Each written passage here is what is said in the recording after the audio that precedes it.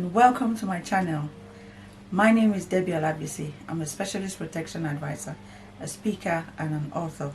If this is your first time of joining, you're very welcome, and I encourage you to have a look at the videos we've shot previously to bring yourself up to speed with what we've been discussing. This week I am going to be looking at why it is important to ensure that attesting a will is done correctly. What do I mean by that? For a will to be valid, it must be made and signed in accordance with the Wills Act 1837. This may seem the simplest part of dealing with wills, but trust me, it is often the part which causes the most problems if done incorrectly. If a will is not correctly attested to as per Section 9 of the Wills Act 1837, this may lead to additional costs and delays in proving the will, or may even make the will to be found invalid, and the essence of having a will be lost. For a grant of probate to be issued at the probate court, they will need to look at the validity of the will. This being that the will has been attested correctly and not tampered with. The attestation page, the signing page, is commonly the last page, and that is the most important part of a will.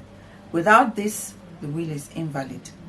The testator, that is the person writing the will, is required to sign and date the will in the presence of at least two people, the witnesses. Section 9 of the Wills Act 1837 says, no will be valid unless, first, it is in writing and signed by the testator or by some other person in the testator's presence and at the testator's direction. 2. It appears that the testator intended by his signature to give effect to the will. And 3. The signature is made or acknowledged by the testator in the presence of two or more witnesses present at the same time. And finally, each witness either attests and signs the will or acknowledges his signature in the presence of the testator, but not necessarily in the presence of any other witness, but no form of attestation will be necessary. Please note that Section 9 of the Wills Act 1837 does not require a will to be dated in order for it to be valid. However, a will should be dated in order to prove that it was the testator's last will and testament. If the testator made previous wills and these had not been destroyed, there could be difficulties in proving which was the last will, leading to extra expense, time, and danger that an earlier will be proved. There is also another reason for dating a will. Where a will contains a guardianship appointment, it is required to be dated in order for it to be a valid appointment, signed as a deed. Okay, now, witnesses. Who can be a witness?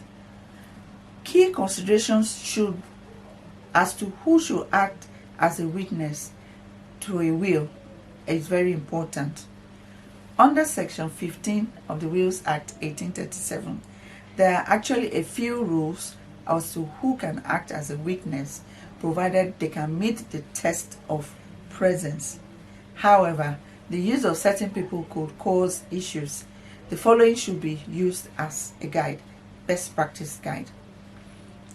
2 witnesses are required.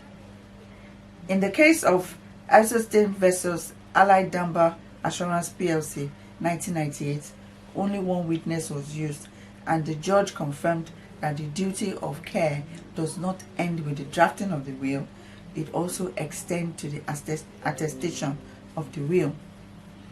Secondly, the witnesses do not need to see the contents of the will or even know it is a will. They are to witness the signature of the testator. 3. The witnesses must be present and that being awake, not intoxicated or lacking mental capacity to fulfill the test of presence. For this reason, a blind person cannot act as a witness to a will, as they are unable to see the signature. 4thly, a witness should be over the age of 18.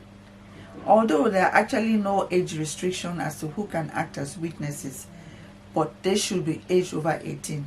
A child would lack awareness of what they are doing when witnessing a will, therefore will not account as a valid witness. 5thly, those chosen should not be elderly or in bad health to reduce the likelihood of the witness predeceasing the testator. If possible, witnesses should be people who can be easily traced, should evidence from them be ever required. Ideally, they should be in the UK. I'm shooting this video for you from UK, and I'm speaking specifically to UK audience.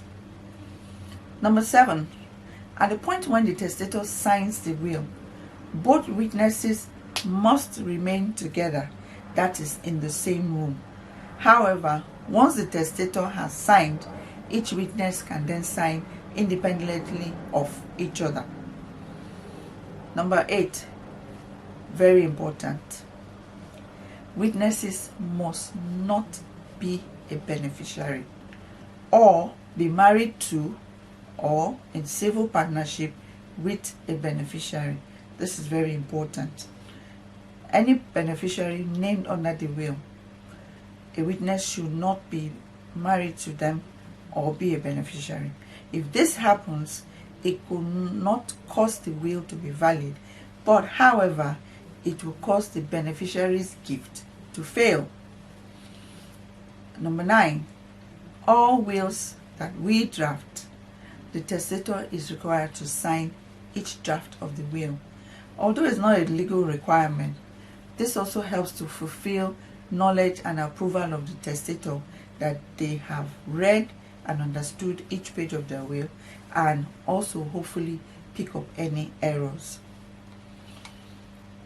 Next thing I'm going to talk about briefly is supervised or unsupervised attestation. Supervised attestation is the safest way, and where possible, I would always recommend that you attend the attestation to avoid the will being attested incorrectly.